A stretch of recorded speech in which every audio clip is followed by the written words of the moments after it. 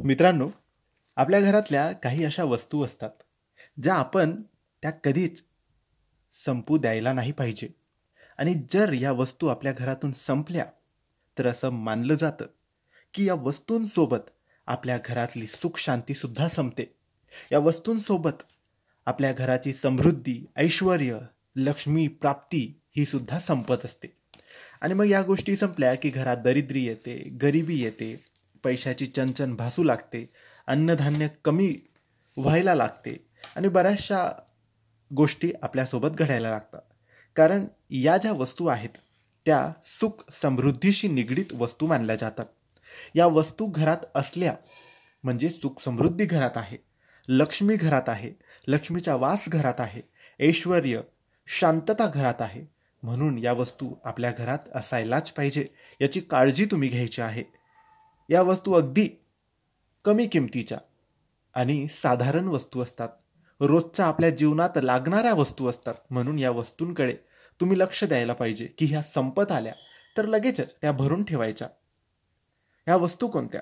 तर मित्रांनो, पहिली वस्तू आपल्या स्वयंपाकात किंवा देवपूजेत वापरण्यात येणारी हळद, हळद पावडर ही आपल्या घरातून कधीच संपायला नाही पाहिजे. दुसरी वस्तू आहे ती म्हणजे घरातले गहू किंवा कणिक. जर कणिक असेल तर कणिक कधीच संपू देऊ नका. कणिक संपायला आलं तर 1-2 दिवस आधीच ते कणिक तयार करून ठेवा.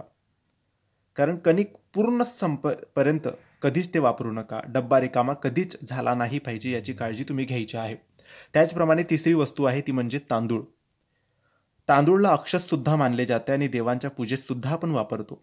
तांदूळ सुद्धा आपल्या घरातून संपायला नाही पाहिजे.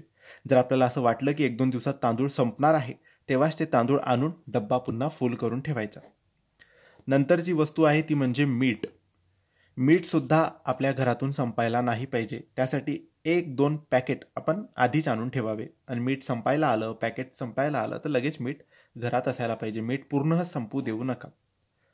त्यानंतरची गोष्ट आहे ती अत्यंत आवश्यक म्हणजे पिण्याचे पाणी. ते माठात असेल, हंड्यात असेल किंवा कोणत्याही भांड्यात असेल किंवा बॉटलमध्ये असेल, कशातही असेल, पण संपूर्ण माठ किंवा आपण जिथे पाणी भरतो ते पूर्ण रिकामं होऊ देऊ नका. असं घरात भासायला नाही पाहिजे की अरे पाणी संपलं, असं नको. पिण्याचं पाणी, खास करून पिण्याच्या पाण्याबद्दल आपण बोलतोय, पिण्याचे पाणी संपू देऊ नका.